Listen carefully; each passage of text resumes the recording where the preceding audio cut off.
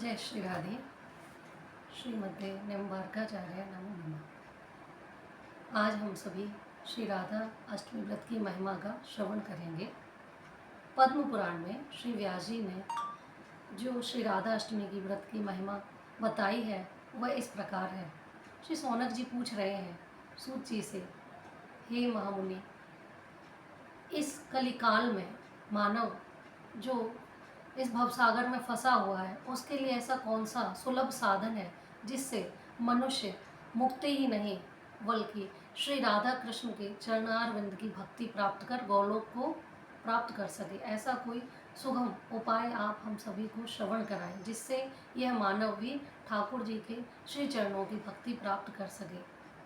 तब सूत जी ने कहा, हे मुनियों, आपका प्रश्न कलयुग के मानव के कल्याण के लिए जो पूछा है बहुत ही उत्तम है। बहुत सुंदर प्रश्न आपने किया है। आप सभी ध्यान पूर्वक श्रवण करें। यही प्रश्न एक बार देवऋषि नारद जी ने श्री ब्रह्मा जी से भी पूछा था।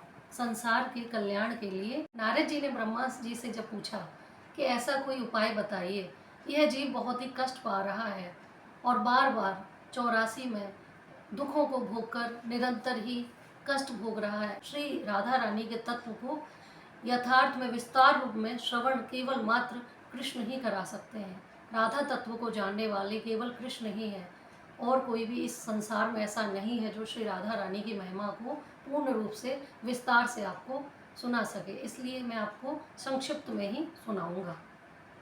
ध्यान पूर्वक इसका श्रवण करें।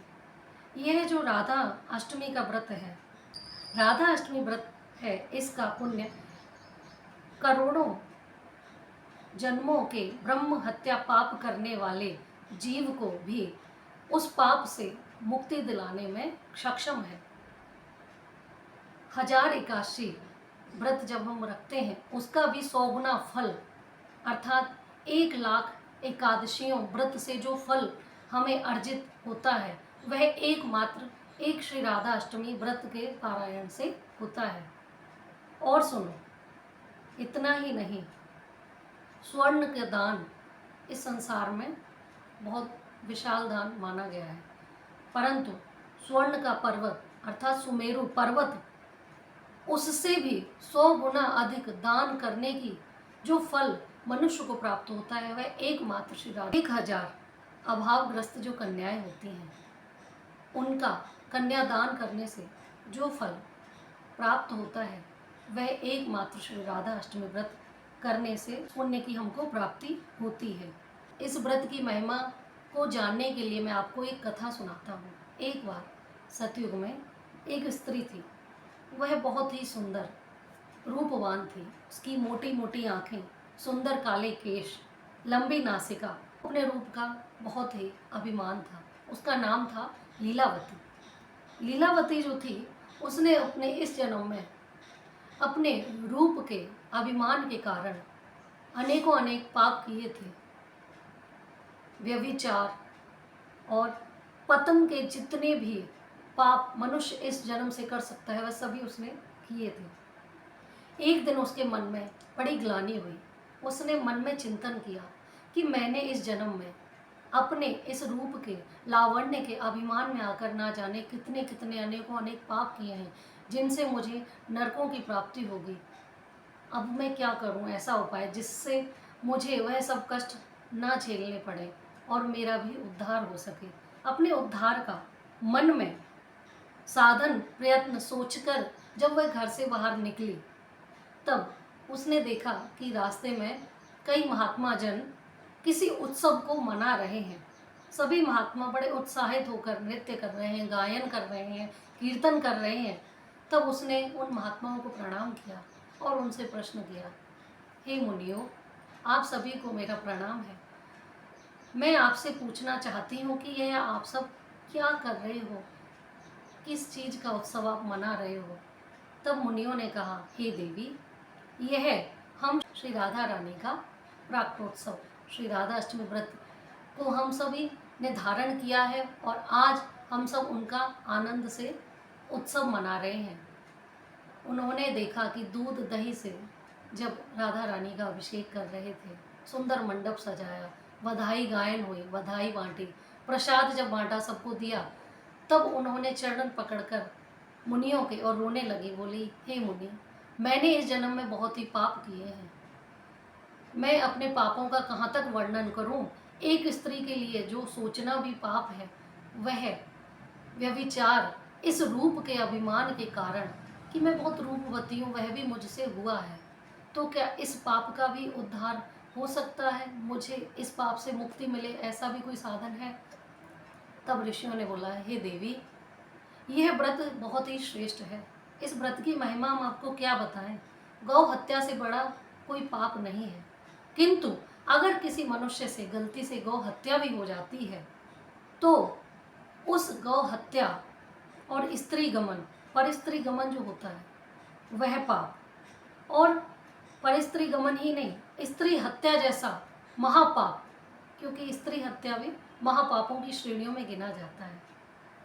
चोरी, अगर किसी के यहाँ आपसे कहीं चोरी हो गई हो, विश्वासघात और अनेकों अनेकों जैसे कि ब्रह्म हत्या, ऐसे महापाप भी इस व्रत के पारायण से नष्ट हो जाते हैं। क्योंकि हे देवी, श्री राधा रानी कृपा करती हैं और राधा रानी का नाम पतित पावनी है, वह सारे ही पापों को नष्ट कर देती हैं। तब उसने मन में यह निश्चय किया कि अब यह व्रत मैं अवश्य ही करूँगी। क्योंकि उसने सुबह से कुछ खाया पिया नहीं था, हृदय में ग्लानि के कारण वह सुबह सुबह ही जैसे घर से निकली थी, यह निश्चय करके महात्माओं से जब व्रत की महिमा सुनी तो हृदय में इस व्रत को धारण करने की वह घर जाने लगी। रास्ते में ही उसको एक काले सर्प ने डस लिया। जब काले सर्प ने उसको डसा तो उसकी तत्क्षण ही मृत्यु हो गई। मृत्यु के पश्चात यमराज के दूत उसको पार्श्व में बांधकर ले जाने लगे। जब यमराज के दूत उसको ले जाने लगे तभी उन्होंने देखा कि चतुर्भुज रूप में 4 पार्षद आए हैं और उस देवी को उन्होंने उनके पाश से मुक्त करा लिया। जब यमदूतों के पाश को उन्होंने काटा तो यमदूतों ने उनसे पूछा, भैया आप कौन हो और इस देवी को लेने क्यों आए हो? तब उन्होंने कहा, हम विष्णु पार्षद हैं, हम इन देवी को ले जाने आए हैं और आप पर इनका अधिकार नहीं है। तो वह वहाँ से चले गए और देवी को उन्होंने विमान में विराजमान किया और श्री राधा रानी के नित्य धाम गौलोक में उनको ले गए। वहाँ जाकर श्री राधा रानी के श्री चरणों में उनको उनकी सेवा प्राप्त हुई। इस प्रकार हे मुनि, मैं आपको सुना रहा हूँ कि श्री राधा रानी के व्रत की महिमा इतनी अपार है कि अभी व्रत पूरा भी नहीं हुआ, मात्र संकल्प लिया है कि व्रत को धारण किया है, उसी बीच उनकी मृत्यु हो गई और पूरे जन्म भर दुष्कर्म किए, पाप किए, फिर भी श्री जी की इतनी करुणा और इस व्रत की इतनी महिमा कि उनको श्री गौलोक प्राप्त हुआ, वो धाम प्राप्त हुआ जिसके लिए ऋषि मुनि सभी तरसते हैं।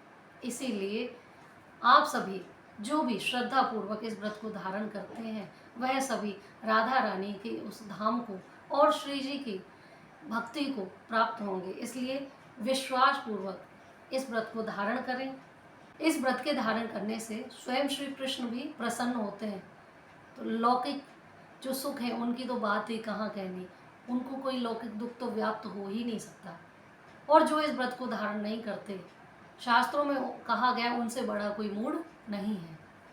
ऐसी है श्री राधा अष्टमी व्रत की महिमा। आप सभी इस व्रत को अवश्य धारण करें। सभी वैष्णव राधा रानी के इस पावन व्रत को रखें और साथ ही श्री राधा रानी का जन्मोत्सव बड़े उत्साह से मनाएं। आप सभी मंगल गायन करें, बधाइयाँ गाएं, श्री जी का अभिषेक करें, बड़े आनंद से श्री जी का उत्सव मनाएं, क्योंकि उनके घर में उत्सव मनाने से हमारे घर में भी नित्य उत्सव होते हैं। और हो सके तो राधा अष्टमी का व्रत पुराणों में, क्योंकि निर्जला व्रत की महिमा अधिक है, यह सभी जो आपको महात्मा बताया गया वह निर्जला श्री राधा अष्टमी व्रत रखने का फल है। फिर भी कदाचित देखिए, अब शरीर की इतनी सामर्थ्य नहीं है, अगर आप सब निर्जल होकर इस व्रत को धारण नहीं कर सकते तो कुछ फलाहार, कुछ फल ग्रहण कर सकते हैं। किंतु फल है ना, फलाहार का मतलब ये नहीं कि पूड़ी पकौड़ी, महाराज आजकल व्रत में फलाहार के नाम से बहुत कुछ चल रहा है। फलाहार मतलब फल का आहार, बस कुछ फल लें जिससे कि शरीर में आपके इतना उत्साह बना रहे कि आप श्री जी का उत्सव बड़े आनंद से मना पाएँ। और उस दिन पूरा दिन नाम जप करें, जितना हो सके लाडली के नाम का गायन करें, नाम जप करें और उत्सव को बड़े आनंद से मनाएं। सभी भक्त प्रेमियों को मेरा राधे राधे।